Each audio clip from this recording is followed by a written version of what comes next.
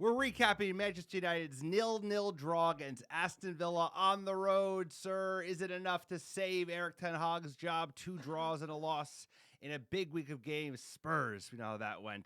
Porto on the road, we know how that went. And then today against Villa, what can you say? Scratchy game. I mean, we were decent off the ball. We were terrible on the ball. We couldn't connect a pass together. We couldn't build an attack. We gave the ball away when we got it, but they didn't create a tremendous amount either. I think they said it was the lowest XG combined game in the last 2 years in the EPL season. So that tells you what kind of match it was. I don't think it does enough to save Erik ten Hag's job. I think this is a great time to make a change. There's still a lot of season left. International break is coming. How are we feeling, sir? How you think, Erik ten Hag's coming out of this game? What do you think the front office is thinking these days? Look, in a frisky draw away against Villa under any circumstances in their current form, I think is a good result. But if you look at where Manchester United is on year 3 in the project with Erik ten Hag and the money spent in the summer, I think that adds a completely different lens to which you can view this game. Number one, the lineup coming in. This is what is highlighting to me what I really think is the issue with ten Hag is you drop De Ligt, who you signed. Ugarte can't get a game. He's the guy who's supposed to be in the midfield. And we're like papering over cracks, fighting ghosts, rotating. We're not finding the best 11. And we're just really treading water. And I think we're kind of in this purgatory of Manchester United maybe drawing teams, getting frisky, narrow wins against bad teams, but the stats are pretty dire. It's hard on the eyes, and there's no progression. We need to see United getting better. Is this draw it? I don't think so. I mean, did I see the lads run? Yes, that should be table stakes. Did I see us create anything? Not really. Højlund, where are you at? Xerxes, what are you doing? Garnacho, frustrating day. Rashford had a few good chances, but not enough from the investment into this team. $200 million in the summer, $600 million under this manager. He's got Johnny Evans and Maguire in there when his boys Martinez and De Ligt are on the bench. Question marks from the manager. Is he really the man to take this project to the next level? I think the progression, when we're going to see it, how we're going to see it, that's the big question that Ineos needs to answer. And for me, I do not see it. How many games in? We're starting the Premier League. Can't beat a team in the Europa League. I think I already know. I already saw last year. I saw the excuses. Now no one's injured. We're still getting excuses. It's time to move on. If Ineos made the call now, I think it'd be fair. It would certainly be fair. It would almost certainly be justified, even though they did it early. And you can make questions about them making the wrong choice, keeping them on board after the FA Cup. We've seen how the season's gone. The players today, hey, they did respond, but it shouldn't take the manager getting fired to actually wake up for a game. And like I was saying earlier, they're good off the ball, but we looked so disjointed whenever we tried to string some passes together, whenever we tried to build any kind of attack. And like you said, the 11 was a little odd with the center back pairing, even though they played well, it must be said. I thought Evans was the man of the match today, and Maguire also had a good first half before he got injured. But then the Anthony second half sub is just unforgivable with Ahmad available. He just offers nothing, and you're reverting back to that. It feels like it's a foregone conclusion. If you looked during the game, they had Sir Jim Ratcliffe up in the stands. He did not look happy. I know on paper, decent result, but like you said, it's like we're 14th place in the league.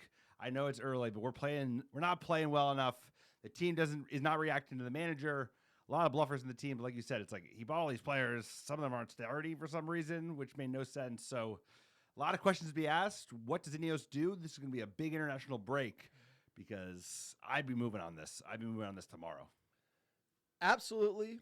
And I think another criticism is where's the progression? Where is the will to win? Where's the game plan to win this game? I feel like this year and last year, too much survival football. That's why I think Johnny Evans and Maguire came in. It's survival football. Ten Hag has to save his job. Manchester United need to set up defensively, play very narrow at Villa away. We should be in the phase of the project where we're going for it. We're comfortable taking risks. We're attacking. We're pressing Villa high. And instead, it's just get Scott McTominay on. Wait, he's not there. So Magoo and Evans are the new Scott McTominay. They got to come in and play defense. And if you look at how he set up against Villa, we were trying to go narrow, hit him on the attack. And in the first half, you're like, okay, we got in. It's 0-0. It's time to go for it. It's time to get Ahmad on. It's time to open it up. It's time to take those risks. We need 3 points, and we did not see it. Didn't see it against Crystal Palace. Porto was absolutely a shit show. And then at Villa, just so conservative, it's almost like we're content with the draw. And Manchester United, for this investment, can't be content with 0-0. Not in this stage of where he's at and given the risk he has of keeping his job in the first place. Like, he's got to be going. It's not bad to be controlled. We've been so out of control. We've had such an open midfield for so much under this last year and a half under this manager that I don't mind that. I just, at this point, he knows he needs a result. The subs, it just shows his stubbornness. Exactly. You got to go once for again, it. I'm fine even with the Evans and Maguire because, like you said, survival football, they played well. They held up to it quite well. It's just when you bring on Anthony, I hate to bag on the guy, but like Anthony as your winger option, it didn't work. It was such a drop down. He's bringing his boy on, but like at this point, he should know Ahmad started the season so much better than he has. Anthony offers nothing. His stubbornness is going to bury him. They have to move. I think they're going to move, sir. Are they going to move? We'll find out.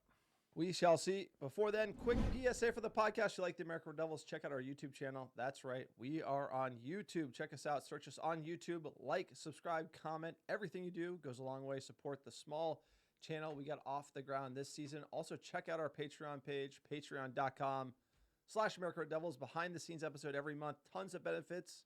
It's how we're able to do YouTube in the first place. So please check out and support our Patreon page. Also, check out our store. We got merch. We got hats. We got beanies. We got scarves. Erik Ten Hag, Red Army scarf. Get it. Get it while it's hot. Check out our website, AmericanDevils.com, sir, and tell about iTunes reviews. iTunes reviews and 5-star reviews of the American Devils podcast wherever you listen. It's a great way to support the pod. It helps get found organically by other top Muppets like yourself, and we're still giving away free merch. All you have to do is write a 5-star review on iTunes or Spotify and send a screenshot of that review to AmericanDevils@gmail.com with your mailing address, and I'll personally pick, pack, and ship some free ARD gear. Send it right to your door anywhere in the world, sir. 5-star ARD, not so much 5-star Reds. Let's get into this game.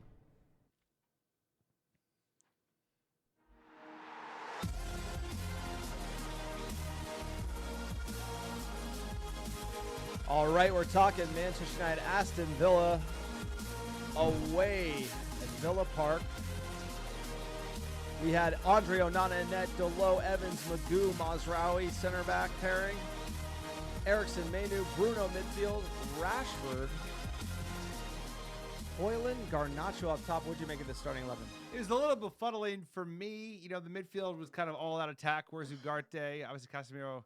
You could justify that drop, but I was surprised not to see Ugarte after he was the big money signing in the midfield. And then neither Martinez nor De Ligt, who did not play well the last two games, to be fair, not featuring. It was very surprising. I like the front three. I liked Hoyland, Rashford, and Garnacho, but a lot of question marks to be asked here. So what were your thoughts when you saw this 11? Yeah, if you're Ineos and you're sitting in the director's box and you spent the 50 to 60 million to get Ugarte in, and for the second game, he's getting the drop from the manager, questions have to be asked. If you back him with De Ligt, sure, he signed him. Ten Hag was telling them about how De Ligt's a great player. You're dropping him. Martinez, another Ten Hag signing, he's dropping him.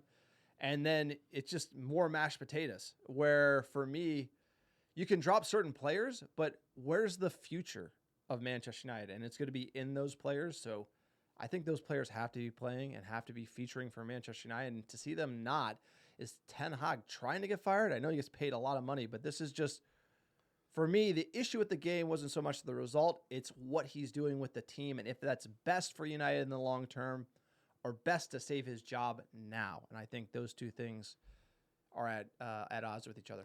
And I don't even know if he's making decisions to, the best intention of saving his job because then he tried to get a good performance, or if it's just pure play stubbornness, because that that Anthony sub especially was like, dude, what are you doing? It's like, and Casemiro too.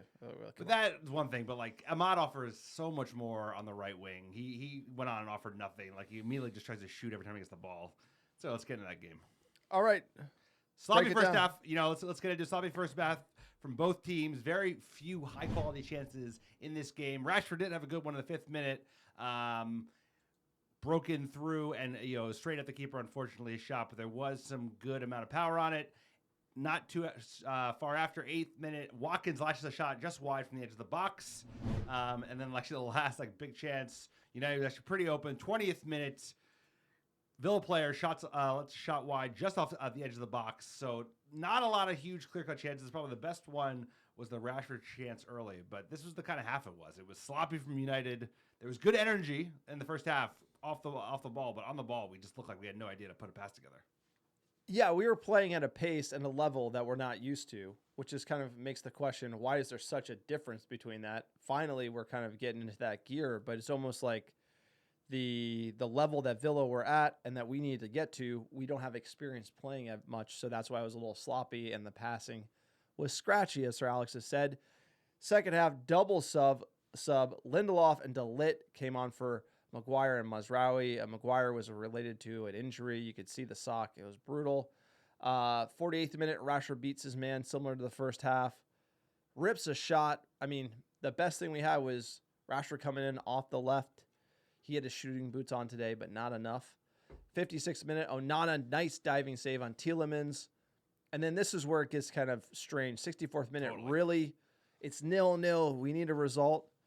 Xerxes been off the mark, and Antony, both his boys, though, coming on for Rashford and Højlund. I felt like Xerxes, you could see it. But Antony, I totally agree with you on that. No, I mean, Xerxes, I get it. Højlund can't go a full 90 yet. He's still getting up to fitness. But Antony, when you have a mod, makes no sense. It just, come on, dude. You're fighting for your life, and you're putting in the Brazilian. You can't do it, and he does, and it's just like, it putters out. We created, like, not much. It's not enough, though. Not much. I mean, other than the free kick in the 68th minute. Here's the deal. Bruno had a bad day, again, like Bruno Fernandes, but, you know, he's not on good form. Take him off, put Xerxes at 10, move Rashford to number 9, Ahmad on the right, Garnacho on the left. Lots of options. Like, tons of options here. So, going like for like in this way, didn't think it would work. It didn't work. Would get a free kick. Bruno Fernandes hits the crossbar in the 68th minute. Great effort from him. But again, off the mark. 85th minute, Casemiro for Kobe Mainoo. And then 93rd, Villa had a decent chance to win the game. They blasted it wide. This was probably the best bit of play from any team on the day. The referee also had a hysterical mic issue where they are running out on the field. Got to fix the mic. I don't think they added back the amount of time on. Oh, no way. Like, that was perplexing in and of itself. But that would end the game. Looking at the stat sheet, Villa, 11 shots, 1 on target to United's 4 on target. They had 55% of the ball to our 45%. And I would say, look, we talked about it on the preview podcast. There was going to be a letdown post-Bayern. I think Villa, they were not sharp today. You know, I think on a different day, we could have gotten beat up by them, but they weren't at their best. And, you know, United did come and we raised our level. But for me, it's year 3. Where are we headed? And it's not Maguire and Evans at the back playing some scrappy 0-0 draw at Villa. Like, that's not where we need to be. And I need the vision for the future. And I just don't have it. That's primarily what I'm sticking to. No, I mean, you don't see what could get noticeably better in the next 7-8 months of the season, right? There's so much season left. That's why there's more of an emphasis, like, let's make a change. You probably have a player available who's ready to make that change. Not player, an individual who could step in, see how it goes. If that doesn't go well, then we can go get a Tuchel or whoever. And a big shout out to this man, Johnny Evans, legend of the Abu Dhabi Ritz-Carlton. You should have seen the amount of weight this guy was putting up. Just big numbers. Nothing that, like, me or my co-host could put up. But he was a star today. Shouldn't be, but he was great. I mean, especially in the first half, he was outrageously good. And there's no problem for him to feature that way. But, like, where's the continuity? What's the next step? What's going to get There's better? no What's injury. gonna improve? I mean, here's the thing. Like, if somebody, you know. He should have played in Porto instead of at Villa, right? It's like. Exactly. Yes, that's right. There has to be an A team. There has to be a B team in Europe. You have people step up for injuries. You know, shout out Johnny Evans. It was great to meet him in person when he was actually at Leicester at the time when we were off for the World Cup. But, you know, he exemplifies, like, what was right with United and what isn't. It's like he can still come in and do a job at his age. He's doing all the extra work. He was doing the extra workouts. So that's when we met him in the gym. And, you know, that's why he's a standout player today. And that's why we have, you know, a bunch of bluffers in this side, unfortunately. No, but he shows the kind of thing that Manchester United used to be all about. Academy player, obviously played under Sir Alex, won a league, and then comes back and then, like, shows some of these other players how to actually do it week in, week out. But what's going to get better, sir? You want to hear from the manager? You want to check out poor Maguire sock? That was something about it. People were complaining about the officiating today. It wasn't great. We seem to get a lot of yells. They didn't, but that didn't have an impact. What's new about the the officiating is always terrible. But let's check in with the main man, the manager, Erik Ten Hag. What do you got to say? Villa draw, turtleneck in tow. You mentioned Marcus Rashford there. Did you sub him before he was sent off? Were you concerned about him being sent off? He was quite lucky to escape a red card. Yes, that was one of the reasons to take him off, and not, I think, when he was in another fall, probably he would have sent off, so we couldn't take that risk. And tell us about those changes you made at half-time. It's pretty clear what happened with Harry Maguire. That looks maybe like a bad one, but you lost Mazraoui as well. Yeah, we had to force sub. He didn't feel well in half-time, so I had to take him off. It is still, after 7 games, Manchester United's worst start to a Premier League season, but do you hope you've shown enough today for people to still believe in the direction that you're taking the team and the club? We know in this moment we have a lack of goals, and in that perspective, it's not a good start, and definitely not. We have to step up. If you want to win games, you have to score. So there's an area where we have to improve, but which is good. We have now 4 clean sheets, which is good, that we can defend as a team proper, also against counterattacks from opponents, because the lineup and the game plan from Villa was really had to go for counterattacks, and we defended that very well. The hierarchy. All right, Ten Hag, manager, comments. What do you make? I think he's still fighting shadows. You know, always trying to make lemons into lemonade, which you can't blame a manager doing. But at this point, it's like, I think it's beyond goals. We have challenges beyond goals in this team. You know, it's not just like our lack of scoring goals. You're making faces over there, sir. You got a lot to say. No, I'm not at you, but your points about the manager are valid. That's the thing. No, it's just like I don't think it's just goals. I think they're clearly like passing. Like I actually I wouldn't have taken no goals if we could have just like put some passes together, created some chances. We created very little. And there's nothing in it. -3 goal difference. Worst start in the we're EPL. In 14th place. Like, our start to the season has not been we're that rough 14th. in terms of the strength of schedule. So. Exactly. So walk me through it. It's like we don't have the hardest schedule that there is out there. We're not playing the hardest teams, and we're 14th. Look in the mirror. Like, there are things that we got to fix. There's things we got to do. And for me, the urgency's not there with Den Haag. Like, there's no, like, do you see there's complacency or urgency? Or is it just he's making so many excuses he doesn't even know? I think he's fighting shut. I think he has no idea where he's at right now. It's a bizarre. I think there's he's a lost disconnect. perspective because he's just like he's flailing, dude. He's flailing like a guy who doesn't quite have a grip on it. I feel bad for him at this point because I don't think he knows that he doesn't have a route to fix it. And the fact that he's like now, I think he's in like the 11th hour, reverting to old tricks, which is like putting Anthony on. We didn't even see that in the early part of the season. Now he's like last chance saloon. That is the last move of a desperate man. That I just don't think he's got an answer to fix what's going on at United. I'm not sure who does, but like either way, whatever he's got going is not working. And he'll be fine. I mean, he's gonna get paid a lot of money if Ineos lets him go. Welcome to the club. And he can point and say, "Hey, no manager can succeed there, and for X reason," and make all the excuses for the next club that wants to hire him. Looking at probably the funniest thing you're gonna see online today was Ten Hag and Ruud van Nistelrooy just like yapping. Like, what's this yapping. about? What is this? Like, I don't understand like what they're doing. He's like, talking about making faces. Ruud van Nistelrooy is making faces. They're both making faces. That's not good. That's not a great sign. It's like that's not we're doing so good. That's not. It's just we're not scoring. We're just not scoring. It's gonna be something. But here, the comment about goals you have to say, you signed Højlund for 70 million euros. You signed Xerxes for what, 40 million euros? You signed Anthony for what, 90 million euros, right? Those 3 guys are Ten Hag's guys to score the goals. And this is before even they made the changes from the front office perspective. Xerxes kind of grandfathered in.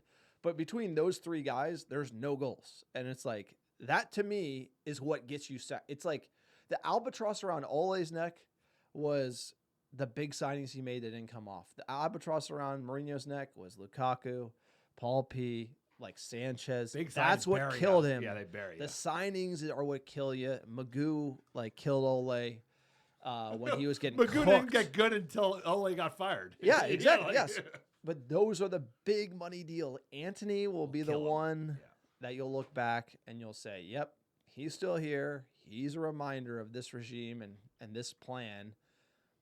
Højlund has to do better. Xerxes has to, like, I questioned signing Xerxes. Like, is this like good player? Nothing against him. Is this the guy who's going to score goals for us in the EPL? Not fast, plays deep, doesn't press high. Like, I just didn't. The formula was not adding up, and now we're seeing it play out. It's unfortunate, but you do live and die by those calls. You live and die by those decisions as a manager, unfortunately. Well, you certainly do. And here's the thing: is that we have these players. We can't change who we bought over the last 3 seasons. So that's why you have to get somebody in who can get the most out of them. Even if they're not amazing players, they're not the next Erling Haaland. You need somebody who's going to figure out a way to get these players that we have assembled to finish in the top 6, because this team is good enough to finish in the top 6. And here we are in 14th place, and that's just not good enough for Manchester United. That's not good enough for being in year of project, year 3 of the project. All the money we've spent, it's just like, it's not good enough. End of right there. And next guy up. No hard feelings. Next guy up. Take your 10 million and walk. Yeah, lowest XG between 2 teams in the Premier League in the last 2 seasons, 0.43 to 0.47. And like you can see, not a lot from either team. We had a little, Villa had a little more of the ball. They were in our third a little more. Look at United here on the right. Look at United on the right. That's what Ineos is going to be looking at? No, they were so pissed. I'll tell you what, I think they're moving because no, I think they're literally Sir like Jim Reckless face. That lineup is a middle finger to them. Again, when you say fighting ghosts, I think Ten Hag is like, you gotta pay me 17 million. You want to fire me? And like Ugarte, put him on the bench and like flip Ineos off in the rafters. He's not like a malicious maniac. I just think he's a doofus. Like at this point, he's just not thinking straight. He's just thinking, who's gonna protect his job? There's a disconnect between Ineos delivered on their side of the deal. They brought in those players. No, they did. They certainly did. They gave them to him, and then he's not even going to play him. There's a disconnect. They wouldn't buy DeLitt. They wouldn't buy Ugarte if they didn't want him to play. It's like the manager has to get the best out of him, and that's what's like. How Ugarte, you have to play him.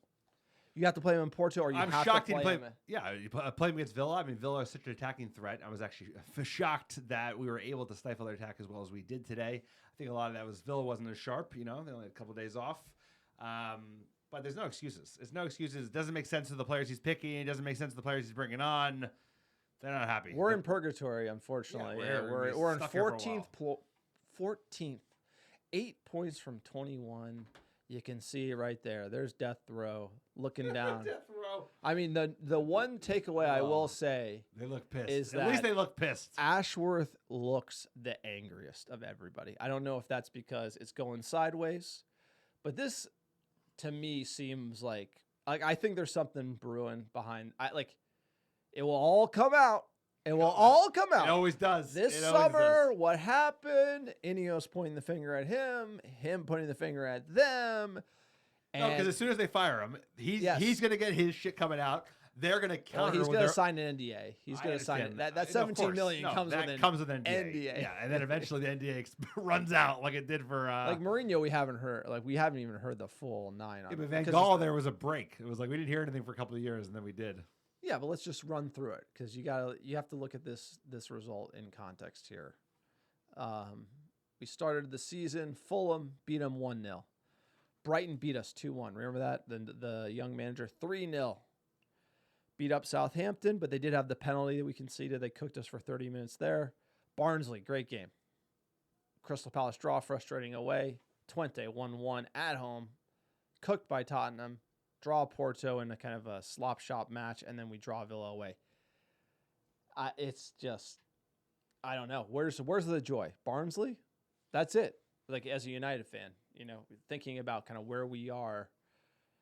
Like, and this season, there's so much left. It can be salvaged. Europe can be salvaged. The league can be salvaged at this moment. But if we wait, if Ineos balk at it, the league is going to go away. And then it's going to be like Europa League or a bust for Champions League. And we're already back in that situation. I really feel like there is some urgency because if they make a change now, it could save our position in the table. I think I'm advocating for this change at this point on the 6th of October. I think it makes complete sense. Say goodbye to Erik ten Hag. All the best. and then just promote Rude for the time being. Give him a couple months, see how he does, see how the players respond, see how he uses the tools at his disposal to get the most out of this fucking squad. Because like you said, Europe is not done. All the cups are not done. We're still in every cup. And the league is like, we could still finish in the top 6. There's a lot of games left. We could finish top 4. This could. team's a good team. It is a good team. And like, let's see what happens. Do you get a change? Because sometimes you need a catalyst. Sometimes you need a big shock. Clear the air. This team has been crying out to clear the air, and it probably would have happened if the FA Cup went differently. So at this point, do it. I just want to say this is going to be very telling. If they drag it, oh my God, I know. Like it's how the fans think it's are they let's get into fan questions. At United Scores 14 serves, we are unable to score goals, and I don't see where they're going to come from. What audio clip of Ten Hag eventually ends up on the start of the pod? That's for you, buddy. That's for you, big guy. I know he's thought a lot about this. John's thought a lot about this. Like, this is not something that you just catch in a snap.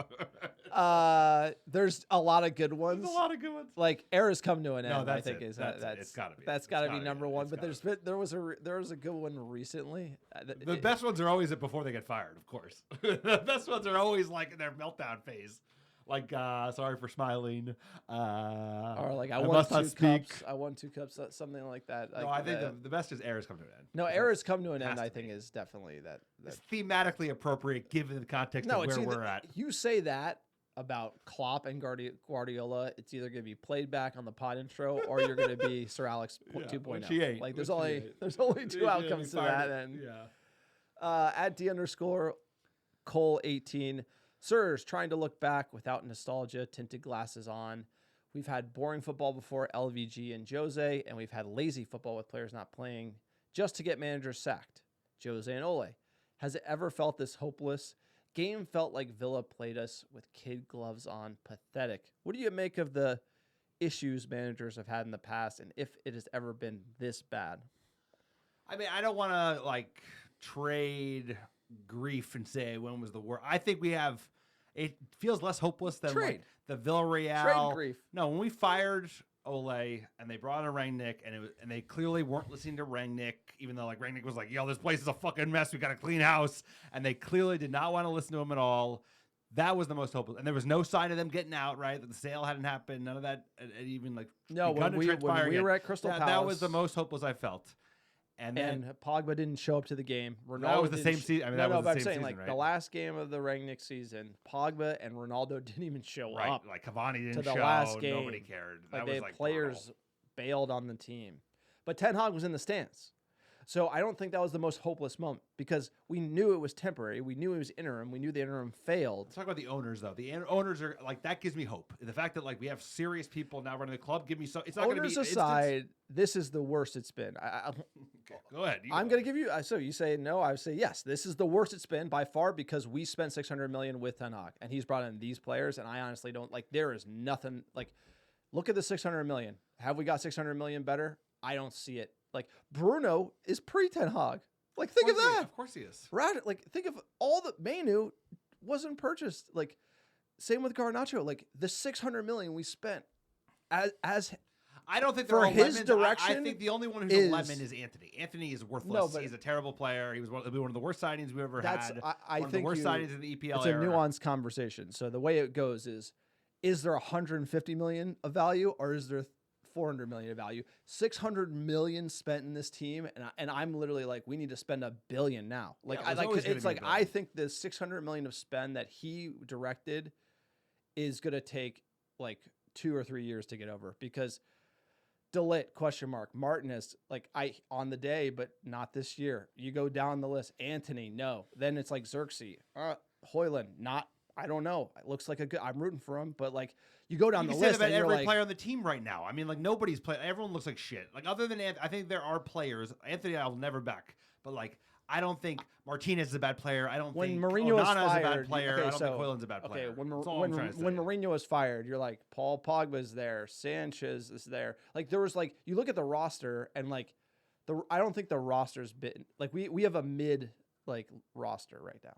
We used to have like all-stars underperforming, but like bigger players. And now I just kind of feel like the Dutchification of the team is just, if you want to go say, hey, Xerxes is a hitter, but I just don't for me, I'm just kind of like, where's the value in the team? It's in Garnacho, Mainu, Rashford, Bruno. Those are the players that really stand out to me, and they weren't brought in as part of the 600 million. So you'd like someone to come off in a way where it's. I think somebody will. I think somebody will come, dude. Like, so where's the early. Guardiola? This team is like, you know, Guardiola, bro. Like, yeah. But I'm just saying, like, if you spend 600 million, you think you get one Guardiola. We or signed like Lenny Euro, bro. Like he's probably gonna be good. Right. Yes, all right. Like, and I don't think Martinez is a bad player. Just because all these players are playing poorly under this coach, like there is talent here. Martinez has. I just give me a second, okay? Give me a little running room.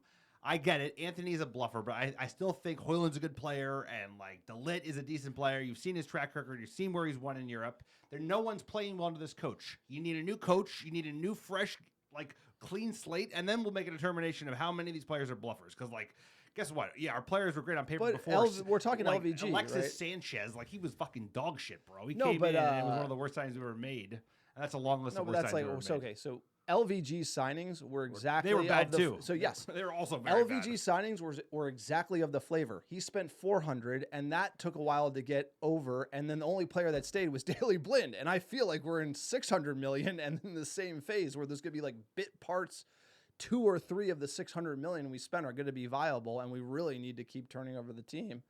And that's what sets you back is who you buy under different regimes. That's the hardest thing to get over. And I wouldn't say Ten Hag has nailed that. Is that fair to say? He's going to get fired, sir. Of course he hasn't nailed that. I mean, obviously, we're having we're stuck with the players. Place. You know? They have only spent 100 million net under this new ownership. They're going to spend $1 billion to get where we need to go. So we're we're 100 million in. We've got 900 more to spend. It's going to take us another 6-7 years probably to spend all that. So buckle up. It's going to take a long time to clean up this mess. Buttercup. Let's go. Bro. Like we fucking suck, and we're going to suck for a while, and just be patient. All right, Ten Hag signings, or what the hell you want to die on? I'm not sure I was saying. Okay, dude, you hear whatever you want to hear. I am just saying. Let's make a determination. The best thing about this team is a youth. And like you could put Højlund, Lenny Euro, Cheeto Opie. It's like we signed some good players. You know, Kone, Soke Kone. It's like give it a chance. The academy is excellent. There are so many good players breaking through the academy. I don't think all these guys are. I mean, Mason Mount. Yeah, I mean every player that he signed just turned to shit because I don't think Mason Mount is a terrible footballer. But clearly, at Manchester United, no one seems to be doing well at the moment. So I don't think all these guys are just like the worst footballer ever.